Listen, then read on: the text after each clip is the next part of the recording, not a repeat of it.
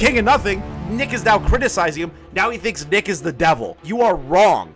And that you calling Ethan Klein a scammer is wrong, and you could be liable for this. This is literally Lyle Convoy levels of threats. I believe if H3 sued him for calling him a scammer with no viable evidence, I have no issue with Ethan suing him. I hate you for making me do this, King of Nothing. I genuinely hate you for this. What? You're suing a man and you ended with a fucking dog hitting a fucking drum! Oh, I'm fucking mad. Cops is filmed on location with the men and women of law enforcement. All suspects are innocent until proven guilty in a court of law. I've been staying out of the King of Nothing stuff other than like the occasional jab because his meltdown is so funny. Like he's genuinely pathetic. It's genuinely pathetic. And to be honest, if I have to be serious here, from what I've seen so far, I believe if H3 sued him for calling him a scammer with no viable evidence, I have no issue with Ethan suing him. I have no issue with it. Acquainted with King of Nothing, a commentary video essayist who has blown up over the last couple of years and reached new heights of success with his long documentary videos. He's garnered plenty of praise from fans and fellow YouTubers alike for his witty jokes and systematic breakdown of the people he lays a scope on, leaving outsiders like myself to have a generally good impression of him. But after a controversial video on Ethan Klein and some questionable conduct since its release, bro, I could not possibly care less what Nick DiOrio says, which is fair. You don't have to care about what Nick DiOrio says. But the problem is, King of Nothing, is that the criticism coming from Nick is being echoed by a lot of people. That's the issue that you're facing. It's not just DiOrio. It's Tom. It's H3H3. It's other YouTubers that are within your sphere that are telling you that you are wrong and that you calling Ethan Klein a scammer is wrong and you could be liable for this. This is the issue that everyone faces, right? Okay? When it comes to videos like these and large channels like these, they give a bad name to everybody else who does actual good investigative work. And when somebody makes a video like this and then references Nick DiOrio and Turkey Tom's videos as a jumping off point, you're essentially trying to say, well, they had these takes, so I have these takes, and I expounded upon these takes. You're making everyone around you who criticized Ethan previously look bad. it prompted me to actually take a deeper look into his content, and I've left my video marathon not exactly impressed. What on the sub? Yes, thank you. I don't like H3 very much, but King of Nothing's video is Praise of Shadows level. It is. It's on the level of In Praise of Shadows. It genuinely is. It has been for a while. And like, that's a good way of putting it. I don't think anyone's like said that yet, Enla, but it's true. Praise of Shadows went over the line and made shit up as he went or over-exaggerated things, and kind of King of Nothing's doing the same thing. This felt like a weak video has turned into only the most recent showing of a constant and pathetic pattern of behavior, and it's only established to me that King of Nothing is a performative critic who constantly makes absurd and baseless arguments. He'll go as far as to defame the subjects of his videos and only gets away with it due to them being easy targets who have already done something wrong and are currently hated by a lot of— Which, I'm gonna be brutally honest, some people are gonna say I'm gonna guard for Keem. I'm not. Keem's his own grown man. But on an objective level, the King of Nothing video, about 90% of it is total Keemstar. It's him doing a moral outrage situation. I've watched that video twice, and it's literally just him trying to hide behind the fact that Keem's a piece of shit, and everyone will just watch the video and not fact check him because Keem's a piece of shit. King of Nothing copied Big Bungie. Okay, well, not really, bro, because if you think about it, Big Bungie's funny and, like, actually interesting. King of Nothing is a moral I'm gonna be honest. That's what he is. King of Nothing do bad things to you at VidCon. Too bad I'm not going to VidCon. Dumb little lives in New Jersey. Hey, first off, New Jersey is a joke state. Why isn't anyone, like, poking fun at the fact that he lives in New Jersey? I'm sorry. I don't really respect people that live in New Jersey. I'm sorry. There's a handful of good ones out there, but 90% of people from New Jersey are complete and utter trash humans in America. Like, you think Alabama is like a horrible place in the U.S.? I would rather Alabama. I would rather go to Alabama than go to New Jersey. So we need to kind of like put that out there. People. You might think this guy's a solidified veteran from his multi-hour-long videos, but instead he comes off as pretentious, disingenuous, self-centered, and a massive hypocrite. Make no mistake, despite making videos on some of the easiest topics you could ever cover, it's clear from both his public content and his private DMs that this guy— This is the— Okay, I need to kind of like give you a little bit of lore. Okay, I got to give you guys a little lore. How many months ago was it? It was a couple of months ago when this situation happened, or at least like a month or two ago. I don't even remember how long. Smaggle DMs me. He goes, "Hey Chris, you want to see something really funny?" And I knew about this. I'll say it publicly. I don't give. Everyone knew. So Smaggle shows me this, and I was just staring at it. And I wasn't in a call with Smaggle. He just DM'd it to me. And I have never laughed more hard in my life for the internet tough guy act. This immediately made me go to Lio Convoy levels of pathetic. This reminded me of Lio, where it's like, you're a victim. Stay indoors so no one can hurt you. Mad. Bro, Smaggle dog walked him. Smaggle dog walked him in the exchange that you're going to see later in this video. When I saw it initially, I've never laughed so hard in my life. And then the John Swan touching grass meme. This is what I've learned. You don't pick a fight with Smaggle in a genuine way. Pick a fight with him as like a joke. Because if you do it genuinely, you're going to lose. Smaggle will beat you. Mad? Come to VidCon and I'll show you mad. Or are you scared you're gonna hide behind your computer screen? This is literally Lio Convoy levels of threats. Cannot take what he dishes out. But it'll be a while before we get to those. So until then, sit back and let's enjoy the show. Oh my god. I gotta dick ride Toastify like just a little bit, not in a gay way. Toastify makes some of the most entertaining videos. No shit, Toastify, I rewatch your shit pretty often. Like, you're still one of the only commentary channels that I will rewatch their content. Get that ego boost while you have it. And subscribe to Toastify. Get him 100k subs. So, who is King of Nothing? Well, behind the blank avatar, he's a 24-year-old YouTuber from New Jersey. I mean, I'm from New Jersey. He's from New York, I think. Before venturing to YouTube videos, King of Nothing worked as a car salesman for a year. Okay, I'm gonna teach you guys something. Somebody who is from the sales industry myself, who has sold a lot of different kinds of products. King of Nothing having 1 year of car sales experience does not make him an expert on tactics. You're glazing me like King of Nothing with glazing Nick. The thing is that I'm never going to turn on it and say, I don't care what Toastify thinks if you call me out on something. I'll be like, fuck Toastify thinking I f***ed up on something. And if I genuinely did, I'm gonna own it. Unlike King of Nothing, who is going to turn back because Nick is now criticizing him. Now he thinks Nick is the devil. And he doesn't respect a word that he says, which is f***ing stupid. There are people that I disagree with that if they turn around and say, you f***ed up on something, and I look into it and I f***ed up, I will own up to that and still respect the opinion of that person. Like, what the f***? That's just normal human accountability. I was in the car business for a year, but at least I didn't have to go into student debt. And have been selling real. This is my problem. Somebody that turns around and says, I had a year of industry in sales of cars and real estate, in my opinion, is not enough experience for you to stand on a platform and start screaming, I have significant experience. Sales takes a long time. 4 to 5 years minimum for you to be considered an expert, in my opinion. But that's just me. That's just me personally. Real estate for 3 years before he got into YouTube. Yeah, I sold real estate for 3 years, and I can assure Not true, Gaming Witch. you guys that nobody in the industry takes this guy seriously. Rather than the long expose video essays that you may be used to on this channel, for example, King of Nothing takes a far more opinionated stance in his content whilst looking at the past of certain YouTubers. In fact, if I had to describe his content and style in one word, I'd say literal or exaggerative. The guy is sitting there in his room, sober, as a grown man making a diss track on a 13-year-old child. Wait, okay, hold on.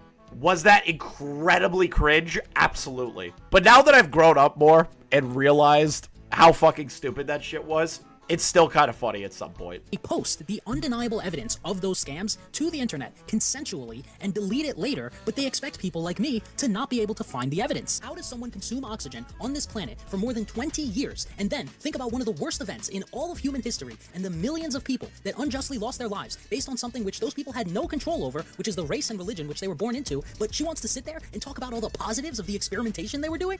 Was it crazy that she said those things? Absolutely. Absolutely. But it was really funny watching her justify it. Like, I feel like King of Nothing does not have a sense of humor with his subjects at all.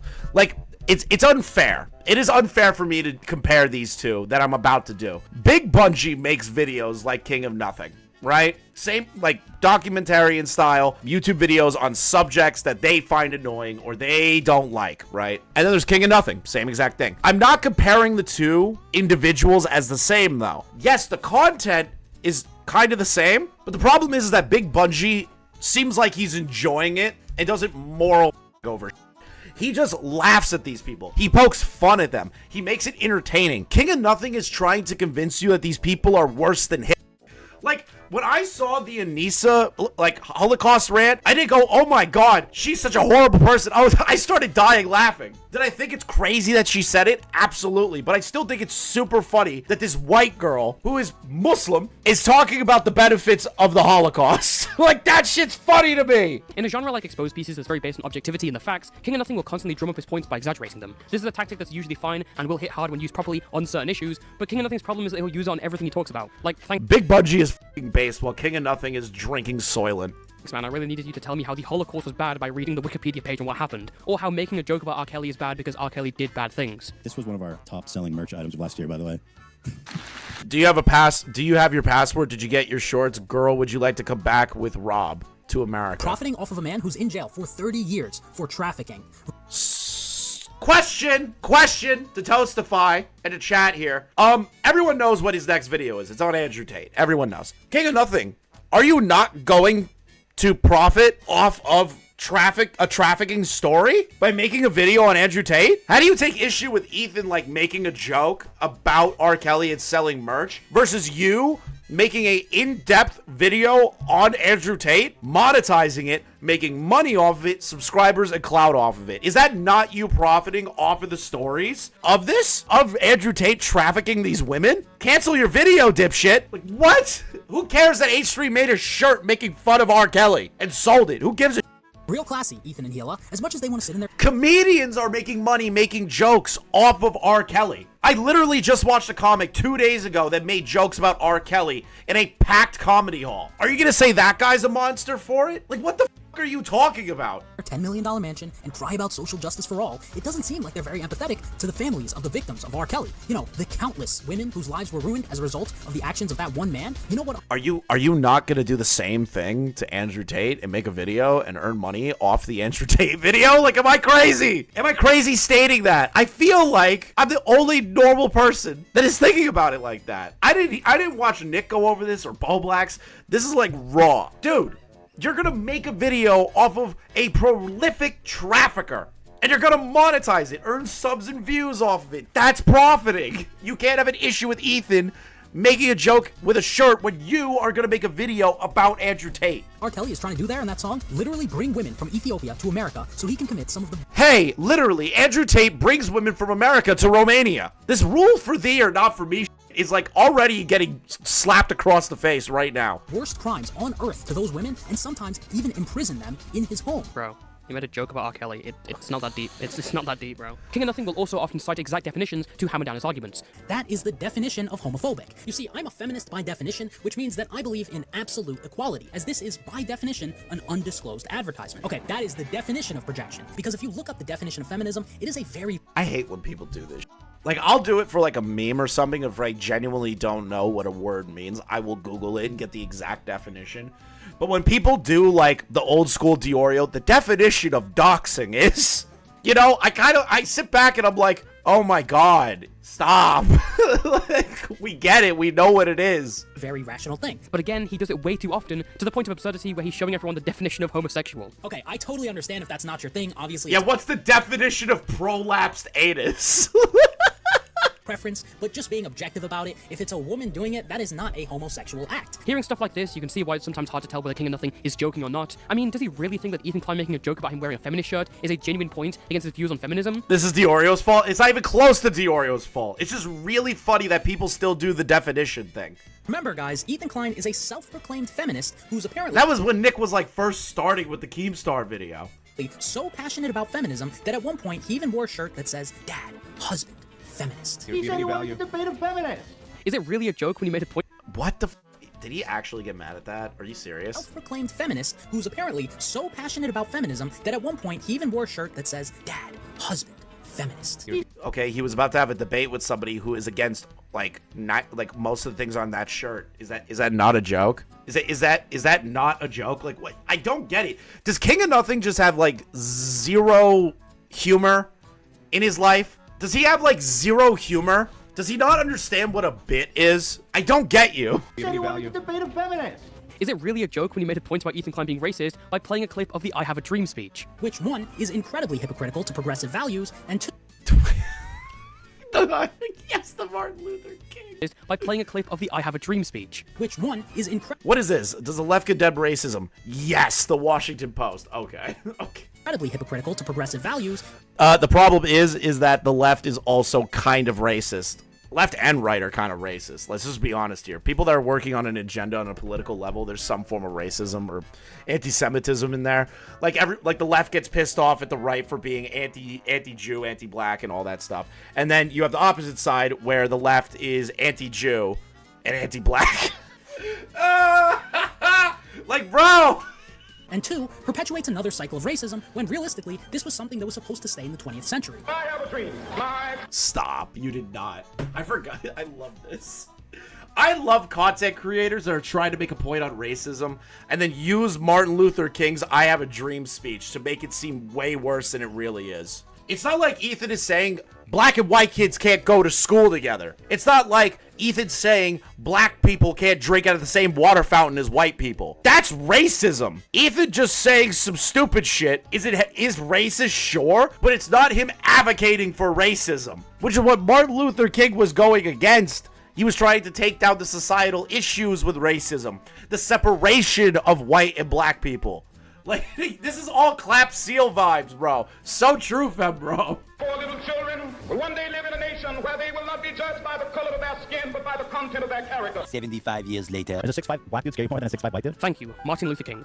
Of nothing. I mean, just think of everything that your least favorite YouTuber has done and multiply that by 10, and we have Ethan Klein. Well, obviously. I don't know how that's true. Like, genuinely, I don't know how you can say that. Like, Ethan is I don't like Ethan, obviously. He's been on an upswing recently. He's changed a lot of his positions. He's actually being a lot more open-ended and open-minded to shit, and not just, like, sucking the dick of the progressive Hassan audience.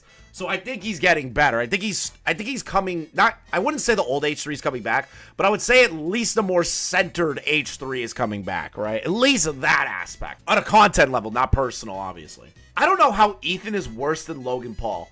Did Ethan go into the woods and record a dead body hanging from a tree? Did Ethan go out into the world and genuinely scam his fans out of hundreds of thousands of dollars, like most of these crypto YouTubers? Is Ethan worse than Nick Fuentes? Like, I don't get it. How is Ethan worse than the worst of the worst? When he says that Ethan Klein is 10 times worse than your favorite YouTuber, that's clearly hyperbole. He's not worse than like a pedophile. Oh, he compared Ethan Klein to Colleen Ballinger in the conclusion. And most importantly, he's certainly not any better than any of the people he criticizes or tries to cancel. Whether it's Leafy, Colleen Ballinger... Well, okay, that could just be clear hyperbole again. Let's see what he says at the end of his second Logan Paul video. That combined with the crypto scams and mocking his best friend's religion is, in my opinion, far worse than anything even EDP445 has ever... What? What? EDP tried to sexually assault a child. Logan Paul is a crypto scammer, and he made fun of his friend's religion. How do you compare attempted child trafficking to the crypto scams and making fun of someone's religion? I don't know how you do that. How did this guy operate this long? Well, I was actually coming out here to pick up a cupcake and then go back home. Okay, so Ethan Klein is worse than Logan Paul, who's worse than EDP. Okay, but most of this goes ignored because King of Nothing does his job fine. He rarely takes a risk on a topic, looking at people who are widely hated and easy to cover, like Sniper Wolf, Jake Tran, Darman, Jake and Logan Paul, and Hassan Piker. And there's nothing wrong with covering these topics, but here he gives a veil to King of Nothing's terrible arguments. Without all the definitions and hyperbole, he has to separate himself from all the other H3 and Keemstar exposed videos by priding himself as a scam detective, a sort of Dollar Tree Coffeezilla if you want. And you'd think someone with former experience in the financial sector would be pretty bang on with his assertions, but you would think wrong. To a straight-up scam artist. To scamming his fans, Ethan Klein has been scamming his fans for years. Dude, this is the part that I, like, find so stupid. But, like, this is where my, like, genuine issue lies. If you're gonna call someone a scammer, that means that they had active malicious intent. This is not even me knowing the definition. This is just my understanding of the definition. This isn't me looking up the definition. A scammer is somebody who has a genuine malicious intent and uses those funds in a different means than what was stated. An example, Keffels. Keffels is a scam artist. They raised $100,000 and didn't put the money to everything that they said it was going to be. They used it for therapy, streaming equipment, lied about where the money was going. That's a scammer. Ethan making a joke NFT that all profits go to his crew is not a scam. It's actually what happened. Here's now who he scammed. For the crypto scam, look, it's one thing to scam your fans, and if the crypto scams weren't enough, when influencers like Ethan publicly scam their fans, he's a scammer. Despite King of Nothing's supposed love for definitions, one of the definitions that he can never nail down is the definition of the word scam. Because whilst he's got that Oxford Dictionary on lock, he also provides a disclaimer in the description of about half his videos saying that scam is a subjective term that means something different to different people. No, it's not. It's literally not a subjective. It's not. It's not. People get prosecuted if a scam is shown to be fraudulent. If there is a fraudulent action being taken for monetary gain, people get prosecuted and go to jail for that. It's a form of fraud. Like, what the f? How is it subjective? Which is one of the dumbest things I've ever heard. And you're about to see exactly why King of Nothing puts this in his description. A couple of months ago, King of Nothing uploaded a 2-hour video attempting to try and take down Ethan Klein of H3H3, and it has gone down in history as a supremely terrible video. Ethan, along with many of the other subjects King of Nothing has covered, can be criticized for various actions, but for some reason, King of Nothing picks the shittiest points. Like this slam dunk on Kraken, a crypto platform sponsor that Ethan took for a while. After the NFT debacle, Ethan then decided to funnel his fans' money into an even King of Nothing just really wants a cupcake. Jesus Christ. QTV, no! We can't start doing that. bigger scam, Kraken Crypto, which is a crypto trading platform. Imagine CoffeeZilla calling out King of Nothing, misunderstanding what a scam is. That would be genuinely the best aspect. That is like, let's say hypothetically that CoffeeZilla sees Toastify's video. Let's just play that game, right?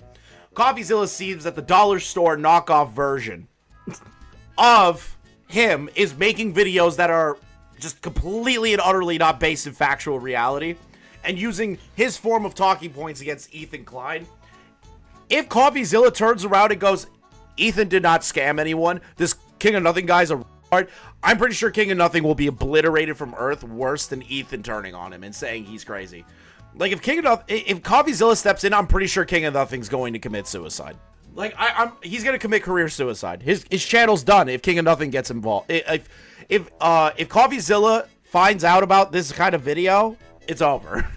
Allows users to buy and sell crypto. And not only did Ethan bring the CEO of Kraken onto his show, he then went on to accept Kraken Crypto as an official sponsor for the podcast, and Ethan started shilling Kraken like his life depended on it. Now, let me make it clear that Kraken is dodgy as f now. As King of Nothing shows, Kraken has settled lawsuits with the SEC for various reasons. In February of 2023, Kraken also settled a $30 million lawsuit with the SEC because they failed to register the offer and sale of their— Thank you for the 4 months, Devil. The NFT bit would fit more in the environment part, maybe, but even then, it's still just crypto asset staking as a service program where investors would transfer crypto assets to Kraken for staking in exchange for advertised annual investment returns as high as 21%. Then just a few months later, in November of 2023, Kraken was officially charged by the SEC for operating as an unregistered securities exchange, where it's alleged that Kraken has deficient internal controls and poor record-keeping practices, which could potentially lead to losses for Ethan's fans and Kraken's customers. It's also alleged that they commingled their customer funds with their own, which is essentially what Sam Bankman-Fried is in jail for right this second. So Ethan basically which, that all sounds bad, right? That sounds terrible. That sounds like a bad thing. Terrible. Okay. That sounds terrible. This company did bad things in 2023. This company is bad. I wonder how King of Nothing's gonna f this up. Promoted FTX. So it's settled. Ethan Klein promoted a scam. Except for one thing. You see, despite painting this out as Ethan promoting a blatant scam, one important detail that was conveniently left out is that all these SEC lawsuits were done in 2023. Ethan's last promotion of Kraken was in 2021. In all seriousness...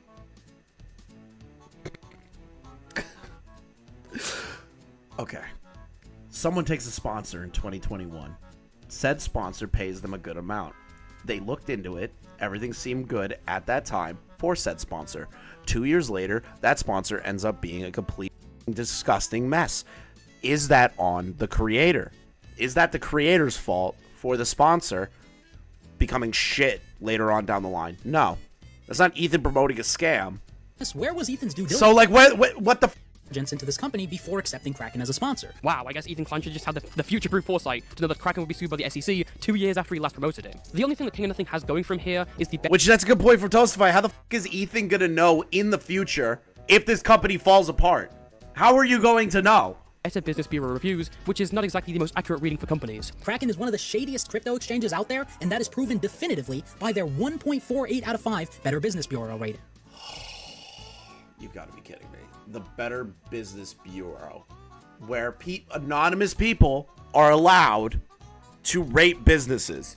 Question number 1, because I know Toastify is probably going to blow this part out of the water, but like question number 1, did he not think that if anonymous people could vote and like rate companies, if they get into controversy or people just don't like the products that they're putting out or anything along those lines, like an example is like Disney, right? Let's say people keep making shitty Star Wars. They keep making shitty Star Wars, which they always have been, ever since they got a hold of the license, in my opinion. If people that are upset at that stuff go and flag Disney and give them a 1.48 star review for the Better Business Bureau, does that mean that Disney is like doing scams or like the worst business of all time? Disney sucks. Don't get me wrong. But the thing is that these are meant in the context of like how they treat their employees and customers. I don't think they understand that. Yeah, I don't know how definitive the system is when companies like PayPal, Google, and Microsoft are getting ratings lower than Kraken. Wow, there's a huge scam you got exposed, King of Nothing. It's a site called YouTube.com. For fake, Ridge Wallet, a company with the King of Nothing seal of approval, has a lower rating than Kraken on the Better Business Bureau. You've got to be kidding me.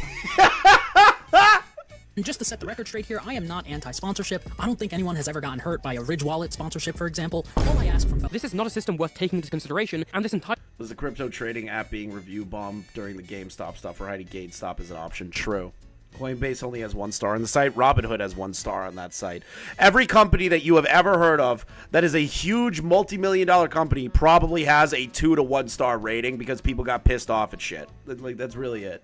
segment is horrendous for having such an oversight, and believe me, this is only the beginning. Let's take a look at the other so-called big scam that Ethan Klein has run, that being his H3 NFTs from early 2021. Before we get into this, I think it's worth at least clarifying what NFTs are, considering the discourse around them and all the scams has created such a blurry perception. At the root of it, the idea of an NFT is to be a digital collectible, like Pokemon cards or stamp collections. But at the end of the day, if you get what you paid for, and it's not advertised as some sort of future investment, it's not a scam. Why is this important? Well, in March 2021, H3 sold off a few NFTs to his fans, with the profits going directly to members of the team. The sale went smoothly and everything was fine, until King of Nothing piped up and said it was a scam. So what are his reasonable arguments to say why? Well, Ethan Klein sold the NFTs as part of a bit, and joking about your NFT sale is the same as Logan Paul's Dinktoink project. So the first scam I want to cover is the H3 NFT collection, which Ethan seems to have really gotten away with, because I've never seen anyone calling him out for this. And I think the main reason why Ethan got away with this is...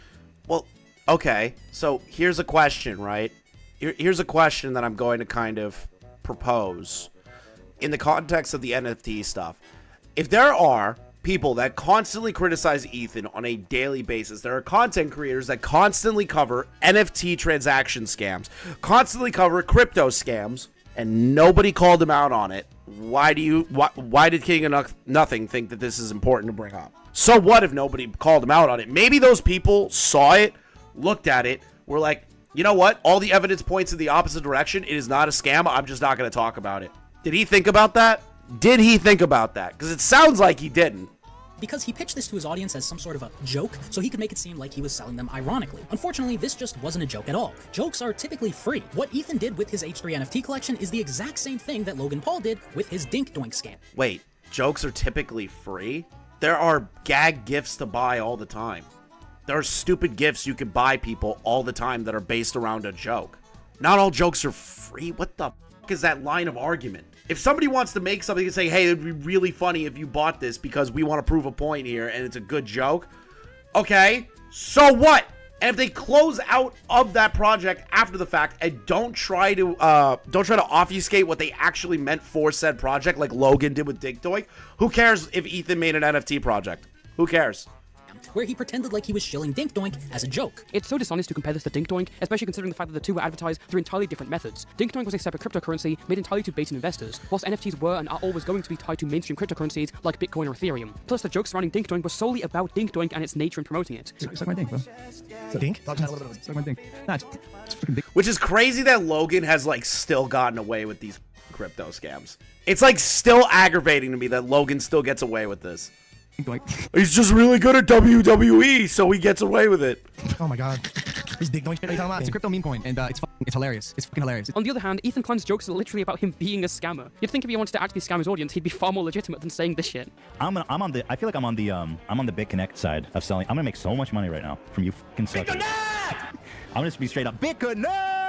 The H3 NFT project was incredibly upfront. Even if it was a joke at the center of it, they just advertised these NFTs, disclosed that the profits from them would be going directly to members of the team, and sold them. So again, where's the scam? Where's the sleight of hand deceiving viewers? Well, apparently King of Nothing's big proof is that Ethan rug pulled this NFT because the value has fallen. But Ethan never said these NFTs were a long-term project or investment. In fact, he never mentioned the word investment in his promotion at all. But King of Nothing blatantly lies and says he did. Because they were sold to their fans as investment opportunities. There is no punchline. No one has bought one of these NFTs in 3 years. So these investments, which he sold to his fans... I cannot stress how much of an obvious lie this is on King of Nothing's end. He makes his point over and over, trying to justify this lie by going to semantics and saying, well, what exactly is an NFT? His point here in this little overlooked text box is that, well, NFTs are all investments because everyone knows they can just screenshot the NFT. The actual process of investing money for profit and material result. But that's the... Did Ethan at any point call it an investment, though? He literally said as a joke in the beginning he's going to do the BitConnect thing, and the BitConnect thing ended up being a scam. Like...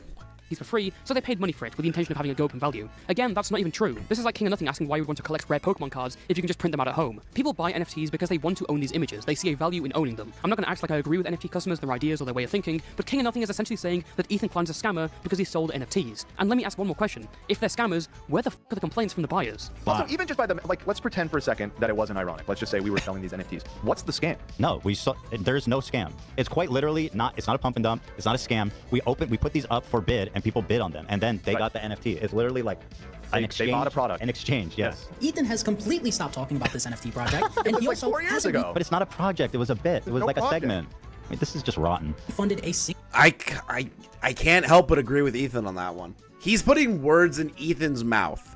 That it was a continued project or an investment. These are all putting words into his mouth that he did not state. If he stated them within the means of like, yeah, I'm on my BitConnect shit, we're getting you guys a big investment, like as a joke, as a bit, and people understand joke and bit, they don't see it as a legitimate investment vehicle or product, who cares? That's not a project. That's just, hey, we made these stupid NFTs, buy them if you want them. Single person who he scammed. Refunded? Scammed? This is, I'm sorry, but like, dude. Okay. But who is demanding a refund? He hasn't refunded these people. Who is demanding a refund out of these group of people that bought these NFTs? Where are they? This guy needs to... I'm gonna talk to you, King of Nothing. We're gonna talk. Be in touch. With all this in mind, it won't shock you to know that King of Nothing has regularly failed when he researches other things outside of scams. In fact, it can go as far as to where I believe he purposely omits context to make his subjects look worse. During his H3 video, he doesn't even mention Ethan's apology for the controversy with Cutie Cinderella, and despite basically reusing Gokunaru's talking points from his H3 video, he barely acknowledges Ethan Klein's response to those talking points in any way. Oh, but don't worry guys, Ethan and Gila Klein are still building a parasocial relationship borderline cult by selling their merch. Making the amount of content that they make is a calculated move that they've made in order to deepen those parasocial bonds with their audience. And when someone develops a parasocial relationship with their favorite creator, they start to develop things like the illusion of friendship with the creator. And that leads to people being more inclined to doing irrational things, like buying a $150 hoodie or two, or... What? How is that an irrational thing? Somebody wants to buy merch from somebody. Dude, I've bought Cold Ones merch before. I've bought Medicare merch before. I bought Keemstar merch before. I've bought merch from other creators. Not because of a parasocial bond, but because I thought the clothing was good. And I also wanted to support the creator. That's it. Parasociality is when you start like looking at them as a legitimate friend, and that if they say something that you don't like, you're like, I thought I knew you. I've been a longtime viewer of the show, and I can't believe you're going against something that I wanted you to think. Like, bro, that's parasociality. Buying merch is not parasociality. It's not even remotely close to parasocial. Maybe even an NFT. Yeah, I don't really think making merch or announcing your pregnancy is directly contributing to parasociality. I feel like a better argument could... Bro, you bought the Gnomes merch? Well, yeah, it was the Keemstar show stuff. I got the one hat. Be made for like someone who's like selling their baby pictures to their fans like Dream. During a segment on Ethan Klein taking a... You can't question me on that one. Tipster's bought that merch before. Boblax has bought Keemstar merch before. DraftKings sponsor, King of Nothing says that Ethan lied about when the DraftKings sponsor was taken, saying, Next, Ethan says the ad was like 6 years ago, which again is a lie. That clip is from 2023, and the clips of him promoting DraftKings are both from 2020. In what world could a 3-year difference be considered like 6 years ago? Holy shit, guys, he said it was 6 years ago when it was 4 years ago. Ignore that he literally corrects himself later on, something that King of Nothing conveniently admits in text. This is some huge breaking news. So he's talking off the cuff, says 6 years, it was actually 3 years, and he thinks that's a win?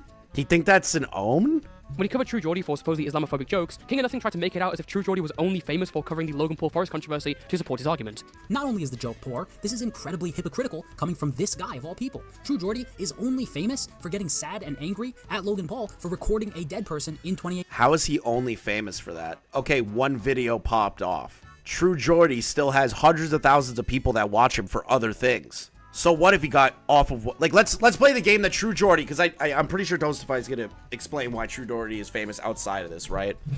So let me kind of like phrase it like this: who cares if True Geordie had one breakout video with him being pissed off about Logan Paul? Who cares? He still cultivated an audience around him outside of that one said video that went viral. That doesn't change anything. Who cares? Genuinely. That's not a point against True Geordie. 18. Right, that person in the Suicide Forest. Literally, if he did not make that one video, we would not know who this guy is, and you wouldn't be watching this video. That video. That seems so ridiculous, because obviously True Geordie had more content on the channel before that. People know who True Geordie is. Now, was he like blisteringly famous? He was probably popular, but not like a household name. But that still doesn't change anything. Video got him 4 million views. Again, it may shock you to know that King of Nothing doesn't do his research. True Geordie built his fanbase off his coverage of football and him being a Newcastle fan. He was known before the Logan Paul Forest video. And if you take a look at his channel, you'll see videos older and far more viewed than the Logan Paul. This guy is so...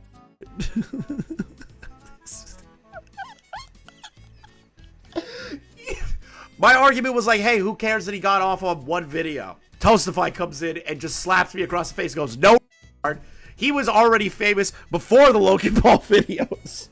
One covering boxing and MMA and having people on his podcast. This is again just obscuring important facts that totally change how the argument is viewed, and that's just scratching the surface. His Keemstar video is an entire section dedicated to Basherverse, a Minecraft YouTuber who Keem exposed in the show. And again, anyone who has any knowledge of the situation knows that this section takes out so much context to turn it against Keem. Just to give you guys some context, Basher got arrested when he was 18 for getting with a 15-year-old. That is harassment, and some of it is just straight up slander, like this video, which is still up today, years after his death by the way, titled Basher's 13-year-old victim. It's possible that he was 20 and he was 13. Here, he falsely claims in writing that Basher admitted he had relations with a 13-year-old girl. When Basherverse first reported about his past, his retelling was often inaccurate, inconsistent, and unclear, which left a lot of people, including Keemstar, pretty confused or misled. That claim of him being 20 is based on the fact that Basher posted newspaper clippings showing the arrest, which stated he was 20 at the time, and the claim that Basher interacted with a 13-year-old was given to Keemstar by Skydoes Minecraft and Jobless Garrett, two people who had employed Basher and had been living in the same house as him. So it makes sense why Keemstar would run with this, because the evidence he had seen and what he had been told by YouTubers who, at the time, were considered reliable and close to Basher. All we've ever reported was that Skydoes Minecraft said the victim was 13, that the Zombie Unicorn said the victim was 13. And based on these people and their reputations, you know, my personal opinion was that you were lying. On March 26, 2016, Keemstar had an interview with Clara on Drama. That's like actually really funny. Keem gets information from two people incredibly close to him. Basher's not being remotely consistent in his story.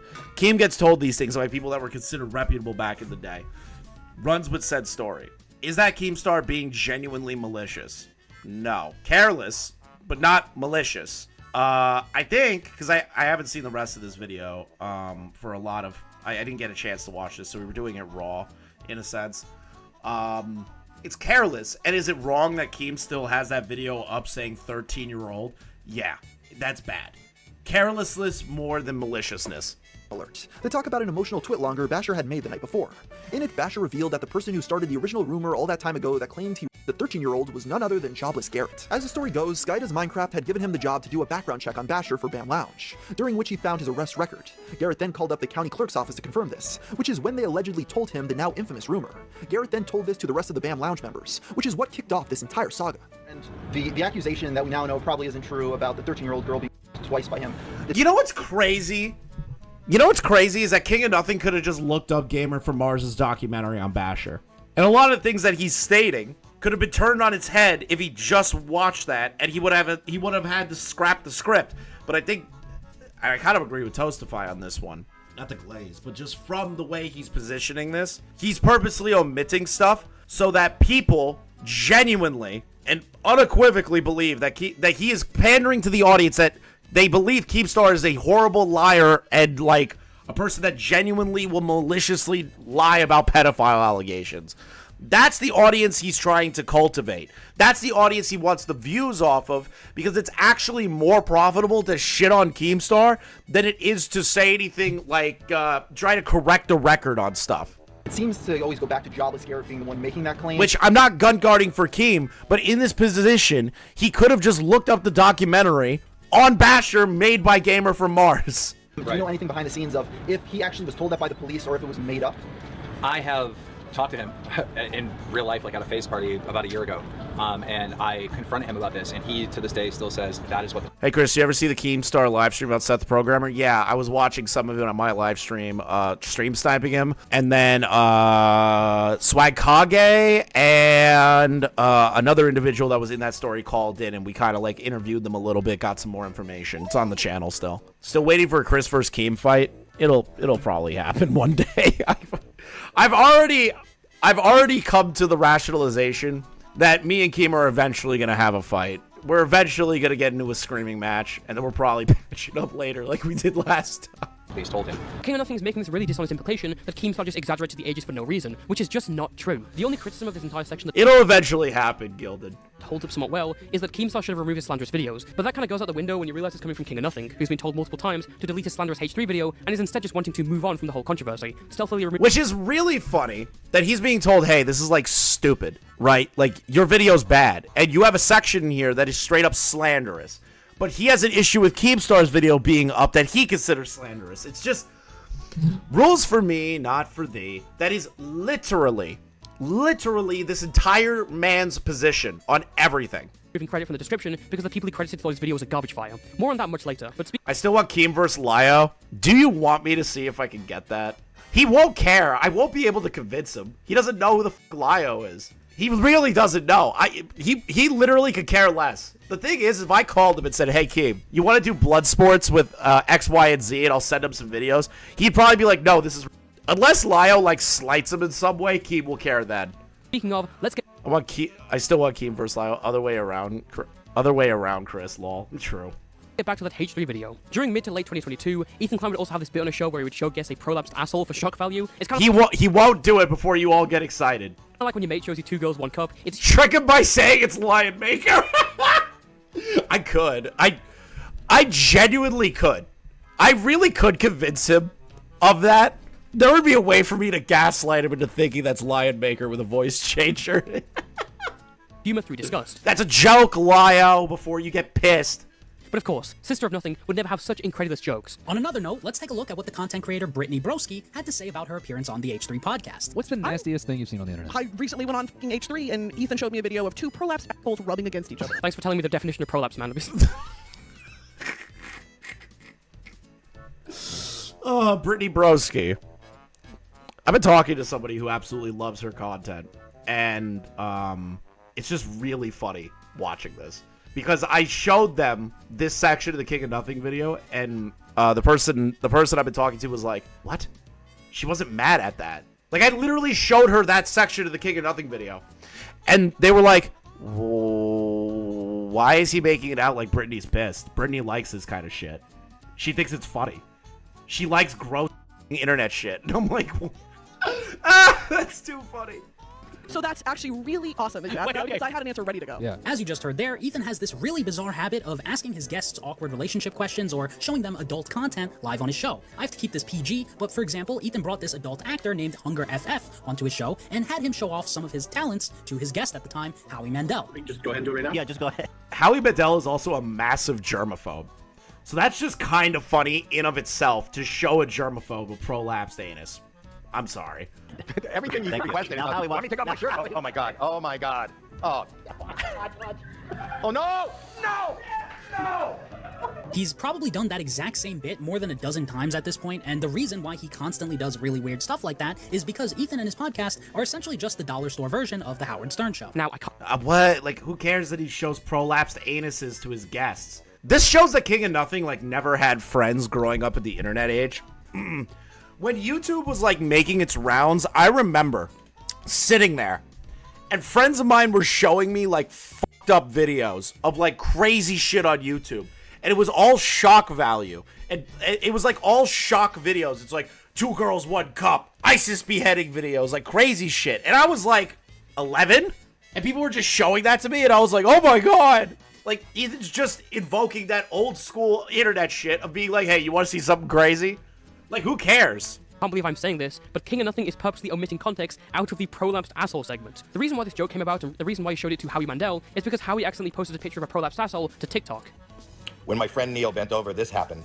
Does somebody know, is this COVID related? I remember when this came out, is that Howie Mandel showed a prolapsed asshole.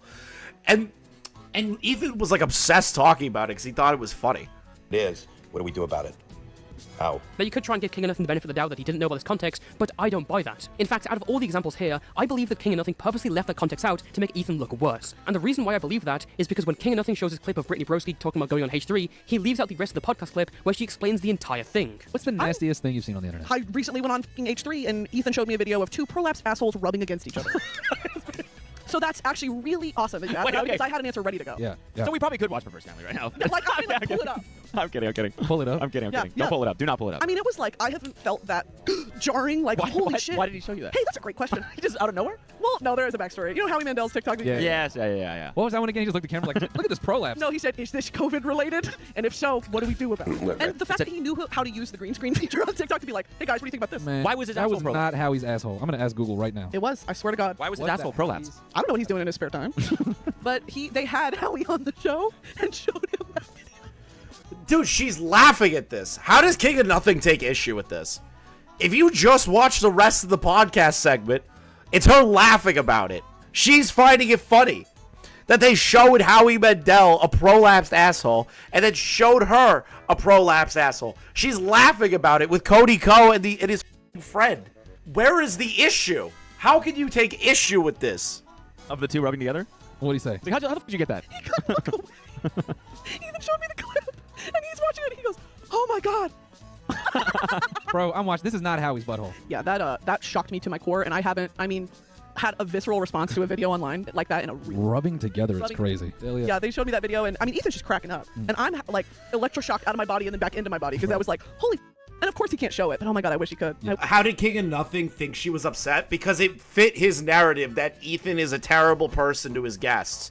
And that he has like childish humor. That's why King of Nothing took issue with it. Because within his script, at one point where he's getting up to Ethan Klein's bad to his guests or like immature to guests, he couldn't find anything else. Is Toastify the best up-and-coming drama video essay YouTuber? Absolutely, not even a fucking joke. Not to glaze him, but like it's just an unequivocal fact. Shut up, Toastify. But the thing is that within his script, he wasn't able to find a guest that genuinely was upset by the shock humor that he was showing. So he used this and then cut out the context. That's the Gilded. That's literally what everyone's thinking. Is like King of Nothing is literally making H3H3 look like the funniest dude right now or a good guy throughout this video. Watch the original video, Gilded. It is systemically. Wish he could. You guys already know these grifters cannot hide from me. I will research day and night.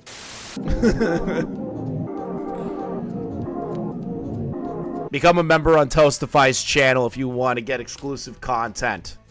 That's my shill. Now donate to me and become a member. And as a fan of comedy, I have the... Be sure to like the stream, by the way. We have over 239 people here, but 62 likes. That is abysmal.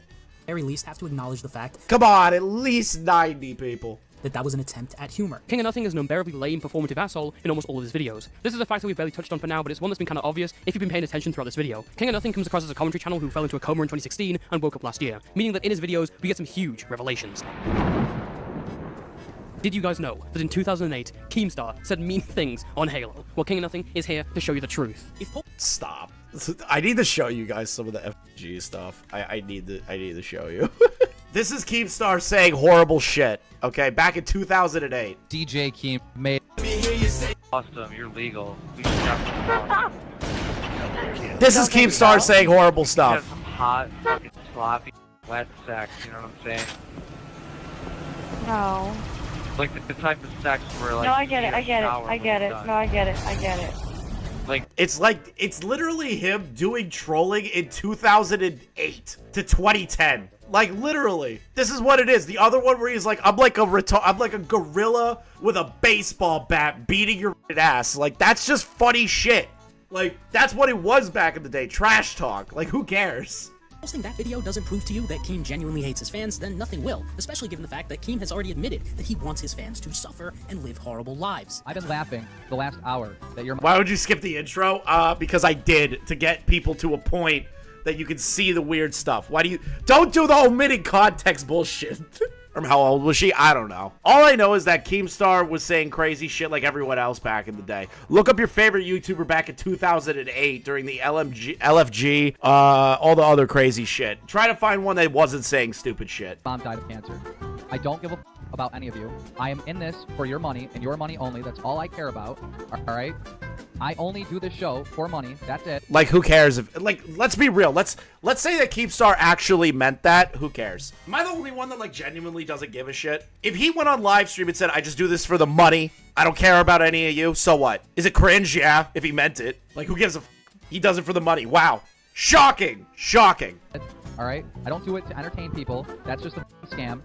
I don't give a about any of you. I really hope you die of cancer. I love that he took this as like a legitimate thing that Keemstar meant, and it's like obviously just him trolling on his live stream.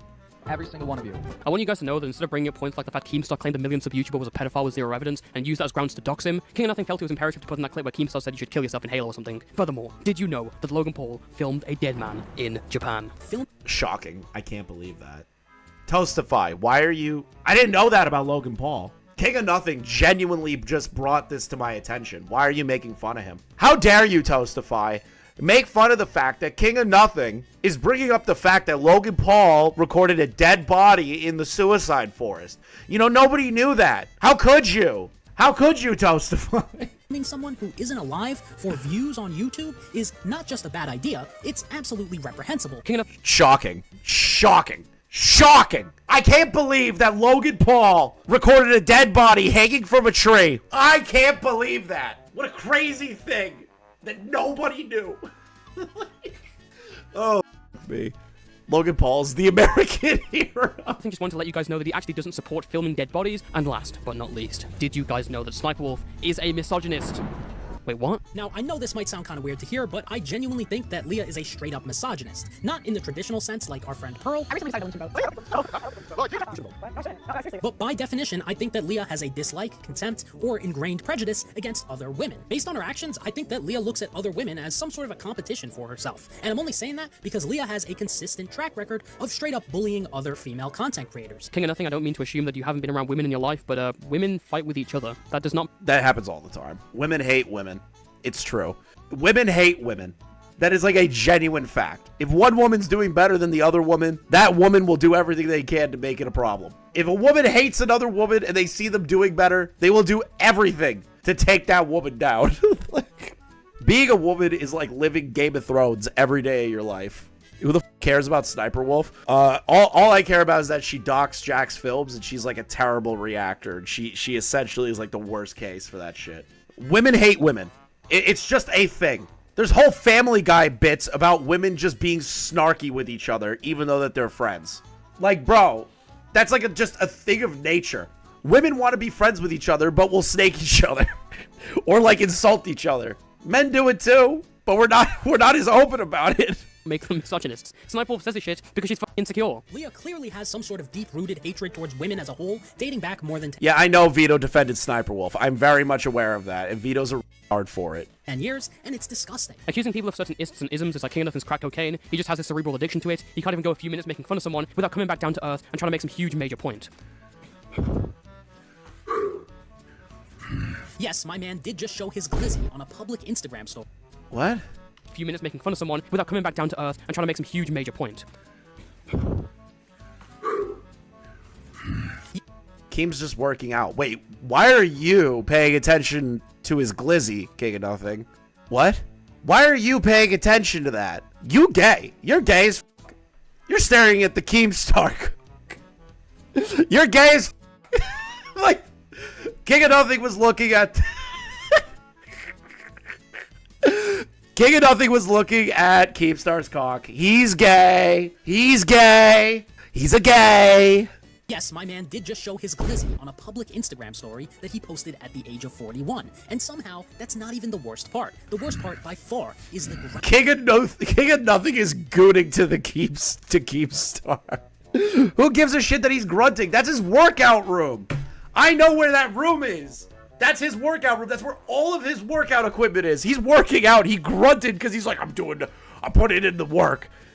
Okay. Are you going to say that about every gym rat that goes... Growling. I mean, I don't know what he was trying to accomplish by growling like that, but it's kind of giving me some misogynist vibes. Now, what? What? Brantley's in the room with him. That's where he's working out. That's literally a separate part of his fucking house. I know that. I've been in there. We put Xylee in there to hide her when we brought her up to Keemstar's house. If she's still in the chat, she knows where that room is. How is he being misogynist? For grunting. What? King of Nothing wants the Keemstar cock. He's like Trisha Paytas. Seriously, can a woman explain to me how that's misogynistic? Seriously, explain to me how that's misogynistic. A woman in chat, please explain to me a dude recording himself after working out and grunting is misogynistic. How? I don't believe it's a joke. I don't think it's a joke. This dude doesn't have a sense of humor. You can't tell when he's joking or when he's being serious. If he's being serious, that's it's racist. Yeah, we're all wrong. It's racist. It's actually racist. You see why his exaggeration is so potent. It's meant to reinforce moral grandstanding on clips that don't even deserve it, but King of Nothing is making such an outrageous point that it feels weird to defend it. Let me give you an example. During the promotion for the first Creator Clash, the YouTuber Dad went on the H3 podcast to discuss his fight and talked about the loss of his girlfriend. On a later podcast with Anthony Fantano before Creator Clash 2, Ethan talked about Dad and said this.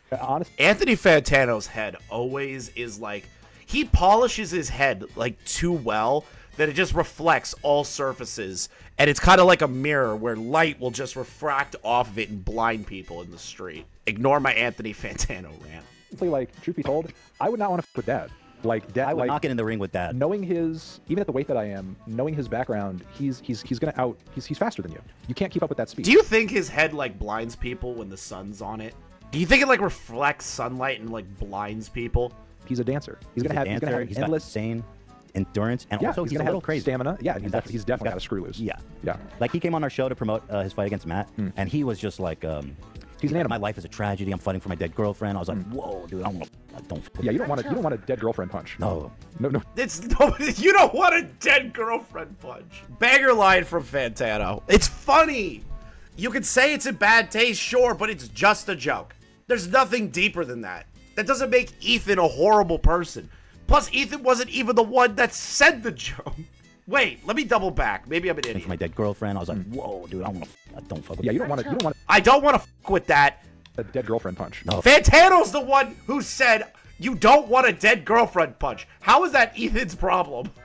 Oh. No, he wants a dead girlfriend punch to the face. No, but I would pity anyone who gets in the ring with him, dude. That would be a fucking disaster for anybody. King of Nothing responded to it by saying this. Now, I'm no expert in maturity. In fact, I'm actually quite immature. Yeah, I'm retarded. But when I think about maturity, the last thing that would ever come to my mind is a 40-year-old man who openly mocks the death of other people's girlfriends. What? He wasn't even the one that said the joke. What? He didn't even say the joke himself. It was Fantano who said it. Take your issue up with Fantano. This is why I genuinely am starting to believe King of Nothing is just a malicious. Like, he doesn't know that he's doing it. Honestly, you know, I take it back. He knows what he's doing. He's maliciously. And it's not even mocking the death. It's just like you don't want a dead girlfriend punch. Which implies that Dad has a lot of emotion carrying his fist. Who he personally knows. This feels like a gross mischaracterization of a clip that's really not that bad. It's a clip that looks more like he's praising him or respecting him. And if you don't agree with how he said it, you can at least say that There's issues with this clip, but I believe his reading of this clip was influenced by far worse things. Ethan said King of Nothing doesn't even pick those points, lol. he went about saying the right thing the wrong way. King of Nothing, however, just adds about 10 liters of the moral high ground onto it, and this guy's moral compass is all over the place. One minute he'll say that True Geordie is an Islamophobe because he made jokes about Andrew Tate converting to Islam. To see a grown man like True Geordie, who is... You know what I hate? Is when people continuously say grown man. You know, like, you could use it if it's within certain what is it? You can say that as a potential criticism. It's like, you're almost 40. How can you do that? This reminds me of like how small commentary channels operate / like Leafy, where it's like this literally old man, literally grown man, literally 40-year-old man. Like it's identical to the talking points of people that are just like, well, you're old. You should know better. Is that all you have? 35 years old, get in front of a camera and blatantly 35-year-old man insult 1/4 of the world's population using harmful Islamophobic stereotypes is truly disgusting. And then he'll turn around and say that, hey, actually making an edgy joke doesn't make you racist. Now, is this a joke? 110%. He's not sitting there being genuinely racist. It is an attempt at then why the humor, and obviously I don't. This dude genuinely will just pick and choose what positions to be on that favors his video. He doesn't have any actual moral guideline. He doesn't have like actual any sort of like actual stances on these things. True Jordy makes a joke about Islam, but another guy that he likes or potentially is going to defend made an edgy joke, and he's not being racist. But True Jordy's a racist. Great. I think he hates Asian people as a result of this one clip. He'll often be quick to label people as racist or sexist or homophobic based on jokes they've made. And speaking of vile, Ethan is also racist, in my personal opinion, which is obviously very hypocritical. But then he'll turn around and be like, well, you can't really be racist if you're multiple races, right? This is exactly what I mean. Here's an article written by the Daily Beast, which claims that Sneeko is a racist. Sneeko hangs out with Nick Fuentes, who is pro non-race mixing. Nick Fuentes doesn't want people to race mix.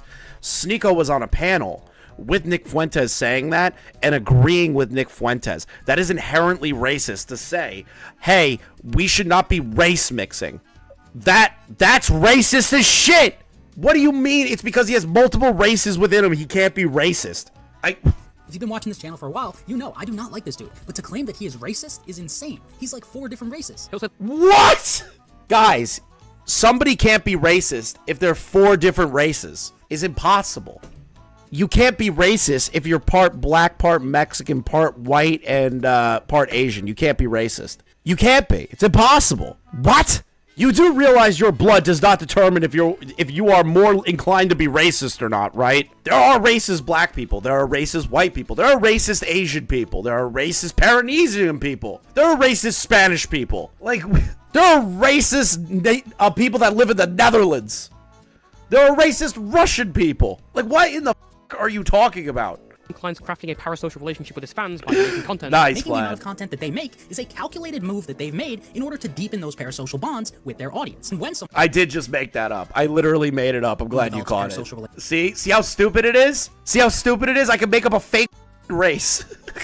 relationship with their favorite creator, they start and if they're real, I apologize to said race. To develop things like the illusion of friendship with the creator, and that leads to people being more inclined to doing irrational things, like buying a $150 hoodie or two, or maybe even an NFT. But then I'll say that we all sell ourselves online, it's all fine. But as YouTubers, we do sell ourselves and our content to the general public to try and make more money, and that's totally fine. One of King of Nothing's go-to points is to think of the kids. Not literally, of course, that arc might come later, but King of Nothing loves to preach about how YouTubers promote gambling to their child audience. And instead of selling...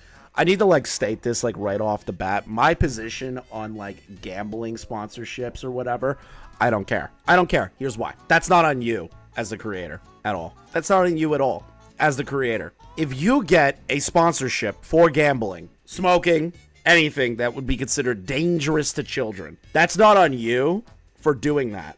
Unless you are a channel specifically focused and tailored to child-related content. I'm talking if Ryan Toy Reviews came out and said, you should sponsor us by going to gamble, children, then maybe you could have an argument there. Ethan's show is not for children. My show is not for children. 90% of YouTube content is not for children, in my opinion. That's not on the creator. It's on the parent. If that child ends up getting the code and going, I got 20 free spins on stake. That's on the parent. That's on the parent for failing to not allow that child to have access to the cards. Failure. Failure on the parents. Total failure. It's not the kid's fault. It's the parent's fault. Parent is a shitty parent if they don't do that. If they don't restrict the kid's usage of money, they're idiots. If the parent says, you know what, little Timmy, you could totally gamble. That's on the parent. That is not on the creator. energy drinks, he's now shilling gambling to his child audience on Snapchat, are still the human equivalent of literal trash cans for producing income by promoting gambling to their child audience, is that it's predominantly... The thing is with Cisco gambling, it's a little bit fucking different if your content is specifically designed around a video game that kids play! ...used by children. So I had to make this video for the youth and inform them about who this... I have to make it for the youth! I have to protect the children! Mama Max stuff is slowly starting to creep into my brain. Keemstar. You did not protect the children by getting a gambling sponsorship for your Drama Alert channel. You are a danger to the youth. I am here to tell you that your ways are evil. This guy really is. This dude is just using...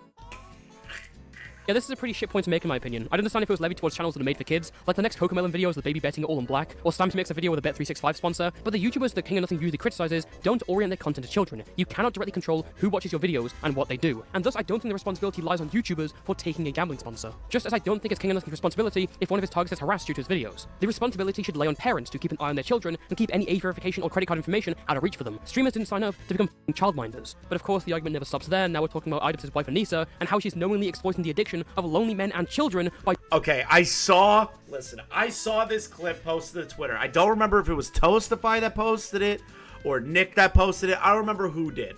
But when I saw this clip that we are about to watch, I almost had a full-blown aneurysm when I heard this. You're gonna make me defend Anissa. I cannot believe I am about to, on my channel, defend Anissa Jamha. Okay? I hate you for making me do this, King of Nothing. I genuinely hate you for this. Doing OnlyFans. They lack respect for themselves, and they have no moral compass, because OF is funded strictly by literal basement-dwelling incels who are most likely very addicted to the consumption of adult content, and it's indefensible to knowingly take advantage of people who we all already know are at the lowest of the lows in society. What? Hey, if are willing to parse with their money to just pay for photos of women that they can get online for free, I'm sorry. This is natural selection at its finest. Okay? This is natural selection at its finest. The reason people have an issue with the Idubbbz thing is because Idubbbz used to make fun of these kinds of people and now said, I don't give a shit if you jerk off to my wife. That was the ultimate issue. It's not the issue of OnlyFans. It's the issue that Idubbbz became a hypocrite over it. And he never held those positions that he said that he did. He did a flip. That was the issue with the Idubbbz OnlyFans video. At least for me. I don't give a f that Anissa wants to spread her pussy on the internet. That's her prerogative to ruin her personal job prospects later on down the line. But when Ian came out and he's like, I support my wife spreading her pussy or whatever, and all of you basement-dwelling weirdos who care are the problem, is like, dude, you're an idiot. Just shut up. You should have just shut the fuck up. All just to make some quick, easy cash. And the statistics show that the largest consumers of adult content is actually little boys aged 12 through 17. How is Anissa and Ian going to moderate that? How is Anissa and Ian going to moderate the kids that go in lying about their age? How? There are kids that just click I am above 18 on the Pornhub website and just jerk off from there. What are you talking about? What are you literally smoking? How is that Anissa and Ian's issue? They can't control that. Which is disgusting, especially when you take into account that OF intentionally does nothing to verify the ages of their customers so they can make more money. How is that Anissa and Ian's problem? I think I'm going to take this position. I don't care. How is that their problem? That's the parents' fault for allowing a 12-year-old to pay for OnlyFans subscriptions. How does a 12-year-old have access to $5 to $10 a month on a credit card to keep paying for this? The site is the issue then, not Ian and Anissa.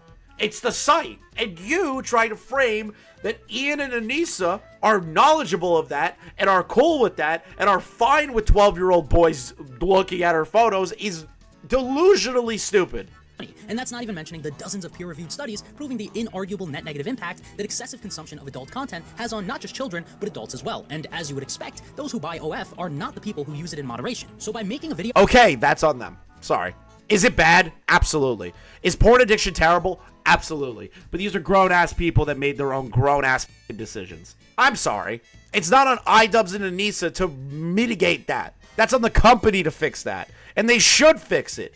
But these grown adults that are making the sound choice to do that, or even an addiction-related choice, that's on them. I genuinely don't care. They can go get help. They can go to rehab. They can go and seek a therapist. That's it. With the sole intention of defending sex work, Ian is proving to us all that he's anti-consumer, anti-science, pro-addiction for children, and... See, if you turned around, when Ian turned around and said, so what if you jerk off the photos of my wife? Women feel empowered doing this. Whatever. You can definitely argue that position and say, you know what? You are okay with the idea that people will continue to have this constant hole of pornography addiction, right? When you start going down the line, anti-consumer, anti-science, like an anti-pro addiction for children, that's where you fucking lose me. That's where you lose me. You're insane. You're crazy. You have zero idea of what the fuck you're talking about. Anti-consumer, anti-science, and pro-addiction to children, for children, is a crazy line. Are you going to take away the science that masturbation's actually kind of good for the human body sometimes, in moderation? Are you going to take away that science? Kicking nothing? Like, what the fuck is wrong with you? Pro-basement-dwelling incels. Again, if the argument was about porn... Pro-basement-dwelling incels. Ian hates those people. But overall, you could probably have a good point here. But King of Nothing is actively attributing malicious motives and intent to exploit children upon Anissa. Really? Are you serious? Ian is proving to us all that he's anti-consumer, anti-science, pro-addiction for children. Man, this King of Nothing guy seems to see children everywhere he goes. Maybe the arc is already starting. Or maybe it's because his idea of a joke is 3rd grade reading level. And it's certainly not because I'm a good person. In fact, I am horrendous. I'm the guy who consistently team kills my teammates in Fortnite. Following King of Nothing's catastrophe of a video on H3, many people inside the commentary community, including his peers, were all asking the same question. Why would he leave this up? That's my, like, because he's stupid. Why not delete it? Oh no. Toastify just had to add the tipster reaction to the lolly thing. Oh no. Oh no. This is a good juxtaposition though. King of Nothing calls tipster a for keeping Is This Image Lolly up on his channel, which is arguably the greatest meme that this community has ever seen in their entire life, and I will never forgive Tipster for taking that down. But King of Nothing being like, why didn't he take this video down? But in the context of King of Nothing genuinely slandering Ethan Klein, he won't take it down and doubles down. Okay. After like 3 months, a month, like we should not be able to. I don't know. He's stupid, and he should have made this a members only exclusive. True. People like Nicholas Diorio and Tucky Tom, who have been critics of Ethan Klein in the past, and people who were citing the description of King of Nothing's video, were quick to. They actually had, other than Gokunaru, in my opinion, one of the more comprehensive videos on H3. But Gokunaru blew it out of the water. He genuinely did. That dude made the greatest fucking H3 exposed video of all time. Who disavow this content dumpster fire after watching it. I'm convinced that this guy's either like a bad actor, like a legitimate malicious person, or his videos are an amalgamation of Reddit posts he's read, and he's basically Reddit versus, but he markets himself as a commentary channel. That's the only way that this could make sense to me, because it feels like the video's at odds with itself. It feels like it's written by 15 different people who have different opinions. Bobak said that the team kill in Fortnite line was a straight lie. It's him trying to attempt a joke. I don't even think you can team kill in Fortnite. Like that, is that even a thing? Can you just turn around and kill your teammate in Fortnite? I don't think you can. So of course it was a lie. It was him just trying to make like a, like Toastify stated, a 3rd grade level joke. Like that's literally what Toastify's point is that you're an idiot. On Ethan Klein, and it's just all mashed together. And like when you ask this guy why things are wrong, he doesn't actually know the answer because he hasn't done the actual research. Eventually, the video got all the way to its subject, Ethan Klein, who reacted to the NFT segment on his podcast and issued a lawsuit threat for King of Nothing's borderline defamatory claims. What Ethan did with his H3 NFT collection is the exact same thing that Logan Paul did. No. What? No, not at all. Right? With his dink doing scam. No, where he pretended what? like he was shilling dink. Okay, You're insane. That's defamation. Yeah. That's absolutely up. Yeah, Say that. Dude, that bro, not remotely comparable. That's stuff to even lie about, dude. Like, what are you doing? That's defamation, man. I'm sick. You know what I mean? Like, I'm sick of people just maliciously lying. It shouldn't be. It's not okay to do that. I mean, you used to back in 2017. Even then, that's stupid. Only in hardcore mode. Okay, I'm just making sure. There's laws against it. That's why there's laws. You know? Uh-oh, King of Nothing. Uh-oh. Uh-oh. King of paying me. Uh-oh. For defamation. I'm saving the soundbite so I can send it to my lawyer. Keep an eye on your mailbox. King of Nothing. King of Downfall. I get it's cringe gilded, but to be honest, if somebody is like genuinely 100% slandering you and you have the money to do it, I'm not going to sit here and be like, well, Ethan shouldn't sue King of Nothing. It's lame and pathetic. I agree. I'm not a fan of the idea of going straight to a lawsuit, but if King of Nothing doesn't take that down and it starts to actually impact Ethan's revenue streams, legally he does have a case for it. He does. if it starts to genuinely impact his revenue streams, and people believe that he is a scammer because this video hits million plus, 2 million views or whatever, and it starts to genuinely impact his business, Ethan does have a case. I don't think Ethan is actually going to sue him. If he does, I'm just going to put my hands up and go, bro, you had it coming. But, like, it's cringe, but Ethan's within his right to do it because it's a genuine lie, in my opinion. I believe King of Nothing is genuinely lying about that shit. I don't think in any other way King of Nothing can, like, get his way out of it. I get slandered all the time. I wouldn't bother unless it actually caused damage, which is what I'm trying to say. If it actually causes damages, then boom, do it. I don't have a problem with that. Bragging about it is sad as it's just what Ethan does. This dude, you are dealing with a man that has been sued and like 50 times. Ethan gets sued every other hour. Like he's getting sued by Brett Kavanaugh. He's been sued by Matt Haas. He's been sued by so many people. Of course, his brain is genuinely on legal litigation all the time. It kind of starts to really get seeped into your bones when it happens. King of Nothing does not have enough money to be bothered to be sued. He does not. Ethan's probably posturing that and being like, hey, take this shit down. But, like, I doubt he's actually going to sue him. And if he does, there you go. King of putting a lien on all of his income for the next 20 years. Since then, King of Nothing has not issued any response to Ethan, which is understandable considering the possible legal threat hanging over his head. Voss should be sued for slandering his tax folders. But his response to his peers within the commentary community has been nothing short of cowardly, removing those who he originally credited because they criticized him. Like, I just don't feel bad if Ethan actually goes through and sues this guy. Like, I genuinely don't feel bad. I'm gonna stand by that position. I don't feel bad if Ethan genuinely hits him. Like, that part about him being a scammer with no evidence whatsoever and definitively calling him a scammer is like, there you go. Playing Whisper Down the Alley with Boblax to respond to the whole thing about comparing the H3 NFTs to Dink Doink, it's all been very lame. On May 6th, 2024, he would make an announcement to his members-only Discord. I'm gonna be honest, Enla, unless you watch that whole video, it still doesn't make Ethan look like a bad guy. Like, even if he's threatening to sue him, I genuinely sit back and I'm like, this isn't like Dark Viper, right? Like, Chud Logic said that Dark Viper looks like an AIDS patient and, like, made fun of his meltdown over reaction content. Dark Viper threatened to sue him for copyright and defamation. That is a lawsuit versus King of Nothing, who is calling Ethan a scammer, which in sense shows that potentially he's committing fraud, which is a offense in the United States, can be arrested for, and is actually detrimentally harmful to Ethan and his brand. That's a different situation. Yeah, he f***ed around and he finds out. That's literally it. Stating that it's just what it is. You f***ed around and you found out. He'd be deleting it because he didn't want to deal with moderating it. He also adds a little message saying, bro, I could not possibly care less about what Nick Diorio says about my video. If anyone wants to view his tweets, please feel free to check out his Twitter. Don't lie to me, King of Nothing. You care about what Nick Diorio says about your video. I'll still never forget the time Xander Hall watched the first sentence in one of my videos and was like, dude, this guy's trying to sound like Nick Diorio, bro. Have you noticed all the commentators? They want to sound like Nick Diorio. I mean, I will say though, I wish I sounded like Nick. I mean, I think he has a cool accent. I feel like if I did it, I wish I sounded like Nick. Ugh. I don't think I've ever said something like that in my life. I don't want to sound like anyone else.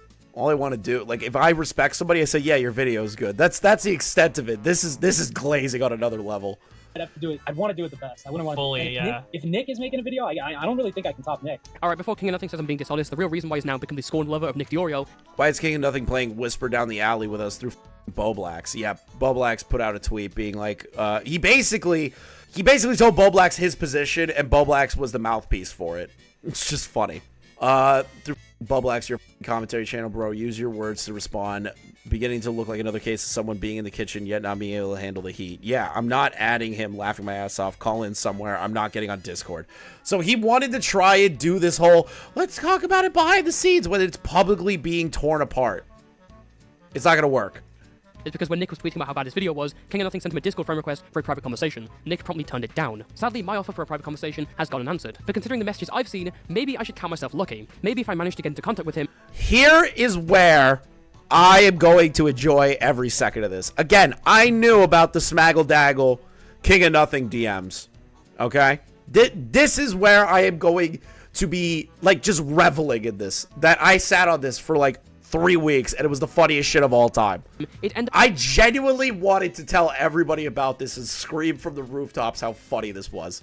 With King of Nothing threatening to beat me up at VidCon, like, come to VidCon, I'll show you, man. Or are you scared? You're gonna hide behind your computer screen. Why does everyone try to fight each other at VidCon? You're stay indoors so no one can hurt you. Again, this is Lyle Convoy level of delusionally stupid. And then there's Smaggle, the goat. Smaggle the goat coming in with the RKO of mad. I can't even do Smaggle's accent. Mad mid. I can't do it. Did with Smaggle.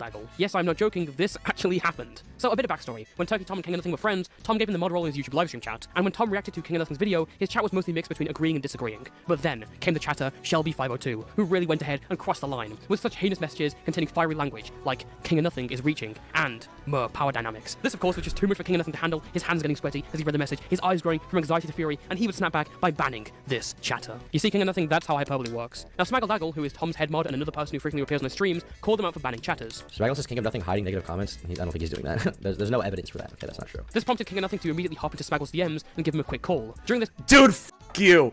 I had one person after 1 year of being a mod.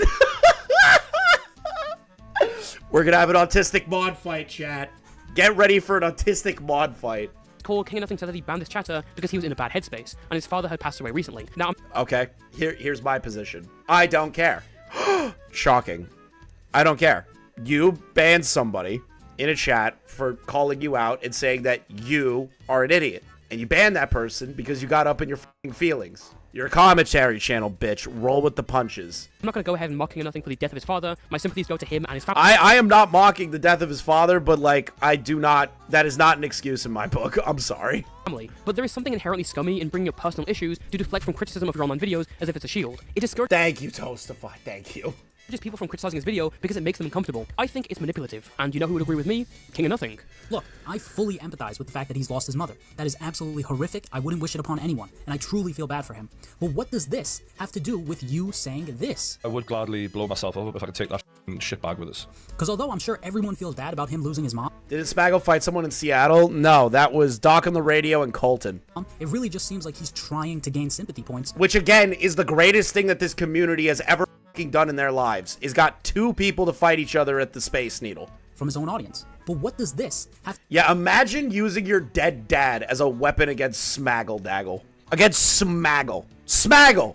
Let's pull up something real quick. You're gonna use your dad as a way to go against this guy. Where's a good Smaggle clip?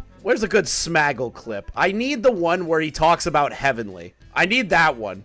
Where Smaggle ruins an allegation. Oh yeah, this guy. Let's go to this is Smaggle. Smaggle, I lose every debate. Daggle.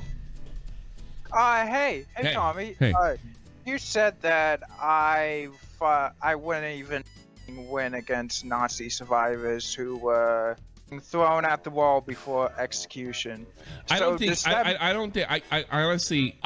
like if you were an attorney and you were prosecuting somebody that like put a bunch of nuns against the wall and machine gun them like live on Facebook, I'd be really worried they wouldn't go to jail. This guy wouldn't go to jail. Really worried. So does that mean your bitch Stardust is below that?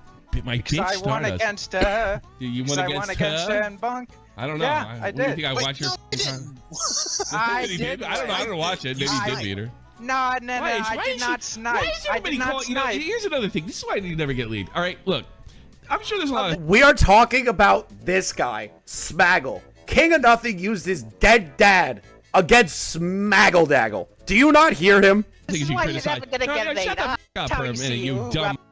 You dumb asshole. Listen to me. You dumb listen to fucking me. mush mouth. Let me listen to me. I want to say, this is why you're always going to live with your parents. You don't even know what a bitch is. You don't know what a bitch is. You have no idea. None of you. We're talking about this guy. You're using your dead dad against Smaggle. This guy. Life. I can get it late. Using your dead dad against Smaggle. To do with you saying this. It's my I believe that King of Nothing has been using this personal tragedy to get his most vocal critics off his back. I believe this is exactly why he sent Nick Diorio that Discord friend request. Now, having been told this news, Smaggle didn't take this seriously. From his perspective, he had just seen King of Nothing bring up his dad's death as an explanation for why he banned a YouTube chatter. He thought King of Nothing was joking or doing a bit, and so he laughed. This really set off King of Nothing, turning him into an internet tough guy, and I would be— Smaggle is literally the most necessary spurg in all of commentary. I fucking hate. Like, I love and hate Smaggle all at once, and it's like a love-hate relationship between me and him. But like, there's moments like that, and moments like these that just make him important. Remiss if I didn't include these messages. Lamau, no matter what words you say, you're still gonna be the way you are tomorrow, and you're gonna have to suffer that way for the rest of your life. Lol. If that's not a joke, I don't know what is. You unironically have a sub 70 IQ. Why are you trying to own me right now? You are molding. Buddy, I told you. You have a sub 70 IQ. Why are you trying to own me? You're molding. You're molding. You're molding. My dad died 2 days ago, and you laughed. Am I supposed to be happy about that? Acknowledge how you are. You would never, in a million years, say that to my face. You wouldn't be alive. You're victim weight right this second, and you'll be that way for the rest of your life. You are a victim in any situation. How is Smaggle a victim in any situation? Smaggle starts fights. How is Smaggle Daggle a victim in anything he's ever done? Genuinely, I don't believe Smaggle's been a victim. There are a few things that Smaggle's definitely been in the right on that he got flamed for incorrectly, but like, come on. Come on. Come on. How can you hate this guy? Hey, commentary community, I'm outside right now. The John Swan video. This is when I saw this, when Smaggle showed this to me, I actually couldn't breathe. I was laughing so hard. Where he showed him the John Swan grass touching video. Touching some grass? You're a victim. Stay indoors so no one can hurt you. Mad? Come to VidCon. I'll show you mad. Or are you scared and you're gonna hide behind a computer screen? Man, this is wild. I can't believe this is the voice that sends a 100k YouTuber into a conniption. So I just want to start off with this. As you can tell, I'm very autistic, and I just want to let you guys know that if I slip up and say the R word, I have the pass. So Another Smaggle W. I remember being in a call. I think it was with Xylee. This is before Xylee called in. It was Xylee, Diorio, like a handful of other people. We were just watching the Max thing and like just watching it burn down in flames. I still remember this like distinctly because everyone was like, Xylee, call in, Xylee, call in. We were like, we were convincing Xylee to call in. And she called in and it ended up being the best call in that entire live stream. Shout out to Xylee. But Smaggle went in first. And we were like, Smaggle, get in there. oh, just so we're all clear on it. Also, why does he keep calling him a victim? Was he planning on doing something more to Smaggle at VidCon than beating him up? By the way, you might think come to VidCon and I'll show you mad was an empty threat, but no. King of Nothing has actually gone to VidCon. He went last year. And I only know this because like I became friends with him, particularly like through hanging out with him at VidCon. But you guys have seen my streams before, like. And he would have gone this year had it not been for the drama surrounding his hatred video. And I'm sure Smaggle Daggle is thanking the Lord for that. I'm not gonna lie. I think Smaggle could beat King of Nothing in a fight. I propose something. Okay, I propose something. If King of Nothing has a genuine issue with Smaggle Daggle, which I don't know how you can, box him. Box him. I will somehow convince Keemstar to put you guys on an undercard for Happy Punch. I'll do it. I'll do it. No, he couldn't. What do you... King of Nothing is built? How built? How built is he? Smaggle just needs to work out. Smaggle has like that hard strength. Wait, Toastify, how built is this guy? Are we talking about like peak physical condition or like he's just built? I would literally get Smaggle a boxing trainer. King of Nothing is a gym bro. What, like for vanity or for strength? Two totally different things.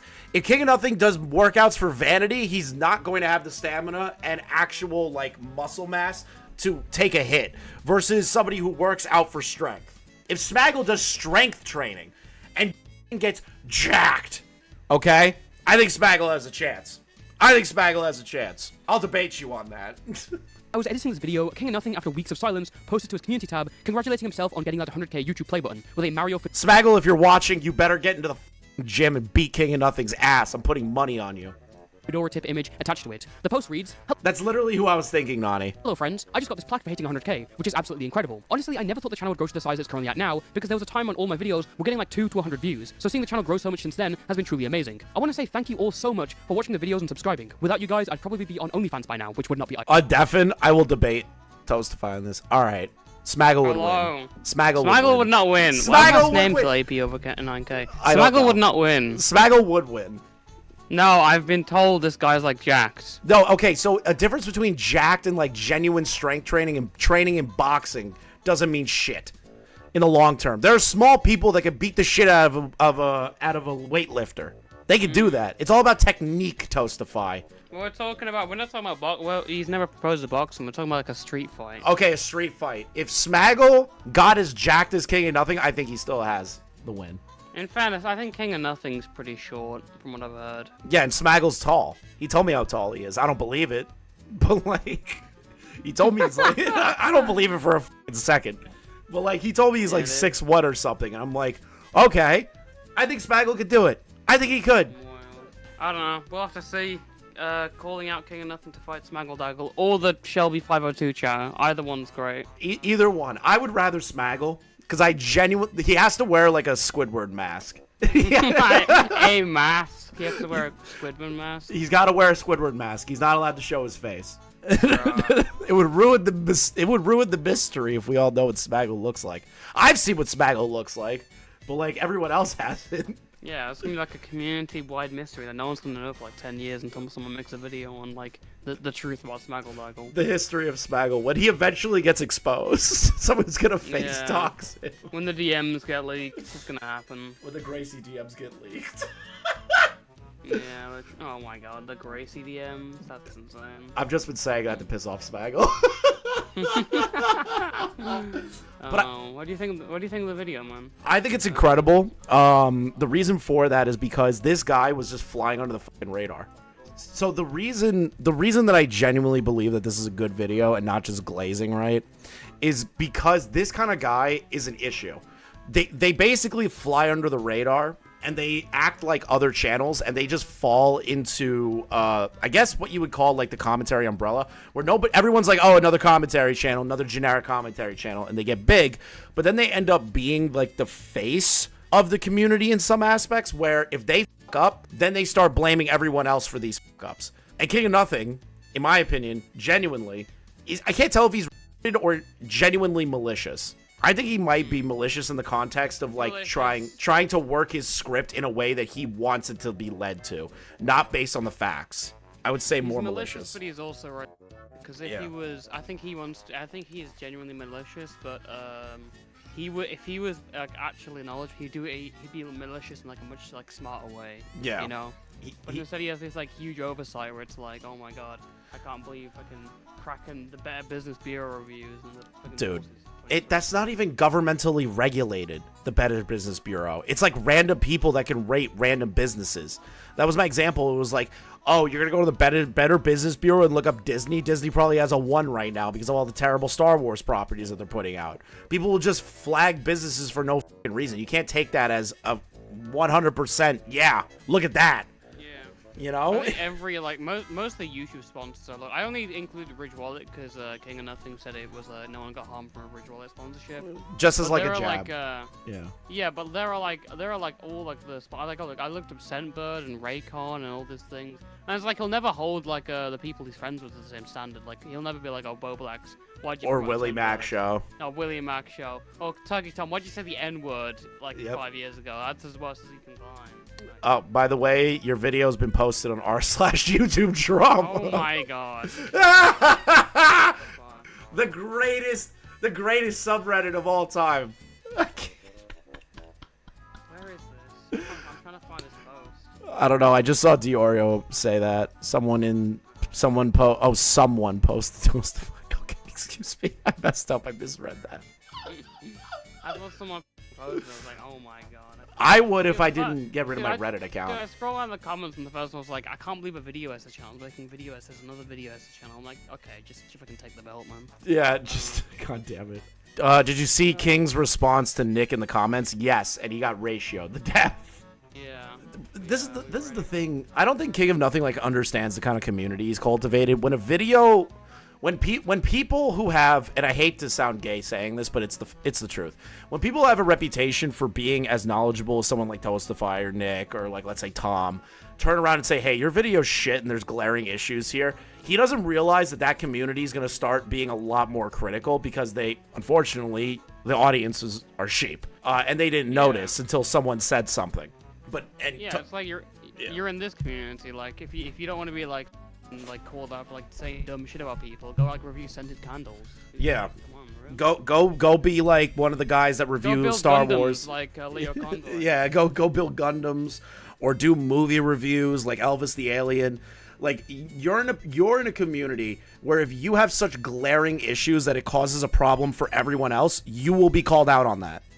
And there's two paths you can take. It's either you take the path of, okay, I'll own my shit and remove what I have to and recontextualize the video and actually fix what I said and put out a retraction, or you double down and become a Lolcow. Like, there's only two paths, and he chose the Lolcow path. Yeah, absolutely. And you know what? I'll say this: he can still come back from this. No, of We're not at course. a point of no return yet. If he just like acknowledges the L, like, listen, I up a lot in these videos and stuff, like this criticism is valid, and he starts changing shit around, you can unlock those videos or whatever, but if he starts changing the shit around, genuinely, I'll be like, okay, fair enough, because probably like the best part of the videos is just like the parts where he just like makes fun of them, you know? Yeah. So I don't like when he makes like this like massive like moral point. It's like I don't really care about this stuff because he's like doing it like so terribly. But he's not gonna change because all this shit like gets him like millions of views. But this is like as he said in the comment, he makes some money and shit, more money than Nick. And that's what I was about to say, is that he's going down the Lolcow path. The Lolcow path includes flexing views, money, likes, subscribers, but not understanding the actual level of criticism that you're getting, and you keep doubling down on that point. Because you, yourself, and your ego can't handle that people don't like something that you did. That's what I think is happening here. Or genuinely, that is what is happening here. He thinks he's hot shit because he had a bunch of likes on his YouTube video. So what? Likes do not attribute to if a video is good. Same thing if dislikes attribute if a video is good or bad. Unless, like, this is how I look at it, right? Like a commentary video, if dislikes are out of control, but the points are still being valid in there. Like an example, the Synthetic Man video on my channel has like a 50% dislike ratio. Mostly because the Synthetic Man fans came in and were like, oh, Chris said that it's crazy that Synthetic Man brought up race divorce charts. I'm like, yeah, that's crazy. And they're like, how could that be crazy? I'm like, bro, he's talking about race mixing and how it's bad. Yeah, that's crazy. Like, I mean, also, like, any other, like that, we remember that, like, was it Angelica Oles making Yep. a video about, like, a H-bomber guy, which is, like, a totally valid point, and then just completely, like, this. it was, oh yeah, it was Vangelina.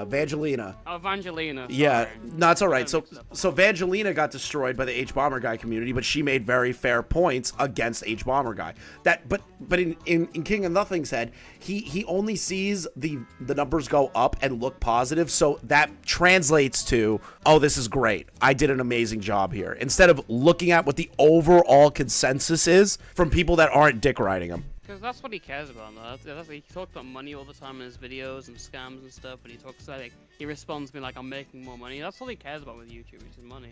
No love for the game anymore, man, you know what I'm saying? No love for the game. Modern art video Ethan has as AK dislikes. Yeah, that's a good example.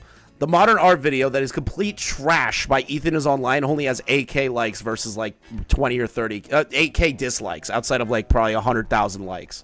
But that video is objectively shit. Yeah, it's not. It's like modern YouTube. They remove the dislikes, so it's like Doesn't even matter. Doesn't get dislike bombs as much. You know? Yeah, it doesn't really matter.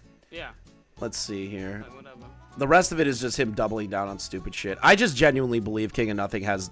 I believe, like you said, he could definitely get out of this just fine if he just owns up to it and stops acting like a fucking Lolcow. That to me is it. There's a way back if he apologizes to Ethan. I agree. He has to apologize to Ethan in some retrospect. If he doesn't want to apologize to Keem, dick move, but bruh, like, it's Keemstar. I would say yes to apologize to Ian and Anissa. Ian and Anissa as well. That pro-addiction for children point is one of the worst points I've ever heard. It's like trying to like lay on this like pedophilia argument against Ian. It's like there's already enough you can criticize him for. I love how he made an entire video on Ethan Klein, didn't bring up Brit Wrong once. That is actually a good point. I didn't even think about that. He didn't even bring up the fact that he platformed them. Exactly. That's like the go-to point I would go through. It'd be like, Ethan didn't do good research in the Keemstar nuke video. Here's why. There's this guy Britbong, and then shows evidence as to why Ethan's a bad guy for doing that, even after he got called out. You know? Yeah. It's just ridiculous. I believe that he. It's not even just like money and subscribers. I think he just has like a genuine ego on him. Like look at an example of like what he DM'd Smaggle. When Smaggle was like, you're banning people from the chat, and he's like, I only did it once in the 1 year I've been mod. And listen, my dad died, so that's my why. dad died. That's why I was banning this one chat from my my thing, because my father passed away recently. It's just too funny. It's too funny. Like, you're getting into a fight with Smaggle Daggle. Like, bro, I like Smaggle, but getting into a fight with him is just a useless waste of energy. Yeah, literally, like a serious fight with Smaggle. Unless you got like an actual point to make. But, like, this isn't like. Even then, it's like Smaggle. It's like this is like.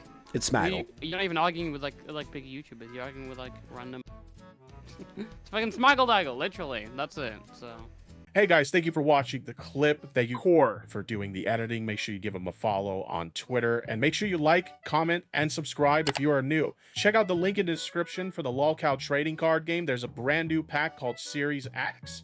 That pack has my card in it, the tipster cards as well. On top of that, there's a bunch of other cast of characters in there. And we're also working towards an ultimate goal for that. So make sure you guys click on the link below. We're going to try and upload daily here and do live streams pretty often. So make sure you stick around and hit that like button. Thanks, guys.